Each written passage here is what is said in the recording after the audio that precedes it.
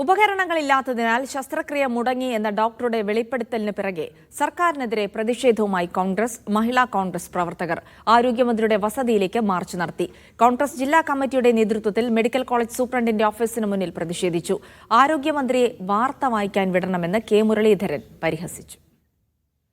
Doctor Haris ചിറക്കലിന്റെ തുറന്നുപറച്ചിൽ സർക്കാരിനെതിരെ ആയുധമാക്കുകയാണ് പ്രതിപക്ഷം. സർക്കാരിന്റെ കെടുകാര്യസ്ഥതയാണ് മെഡിക്കൽ കോളേജുകളുടെ പ്രവർത്തനം താളം തെറ്റാൻ കാരണമെന്ന് കോൺഗ്രസ് ആരോപിച്ചു. ആരോഗ്യമന്ത്രി രാജിവെക്കണമെന്നാവശ്യപ്പെട്ട് മഹിളാ കോൺഗ്രസ് പ്രവർത്തകർ മന്ത്രിയുടെ ഔദ്യോഗിക വസതിയിലേക്ക് മാർച്ച് നടത്തി. പ്രവർത്തകരെ പോലീസ് അറസ്റ്റ് ചെയ്തു നീക്കി.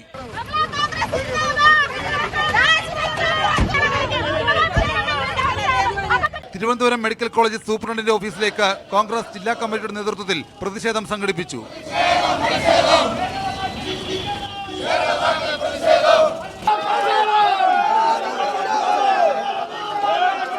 മന്ത്രി വീണ ജോർജ് കാലുകുത്തിയതോടെ ആരോഗ്യരംഗം അനാരോഗ്യമായെന്ന് കെ മുരളീധരൻ. മന്ത്രിയെ എത്രയും വേഗം വാർത്ത വായിക്കാൻ വിടണമെന്ന് മുരളീധരൻ പരിഹസിച്ചു. വീണ ജോർജിന്റെ രാജി എഴുതി വാങ്ങി വാർത്ത വായിക്കാൻ അവർ എത്രയും പെട്ടെന്ന് പറഞ്ഞയക്കുക. വരും ദിവസങ്ങളിലും വിഷയം സജീവമാക്കി നിർത്തി സർക്കാരിനെ പ്രതിക്കൂട്ടിലാക്കുകയാണ് പ്രതിപക്ഷ ലക്ഷ്യം.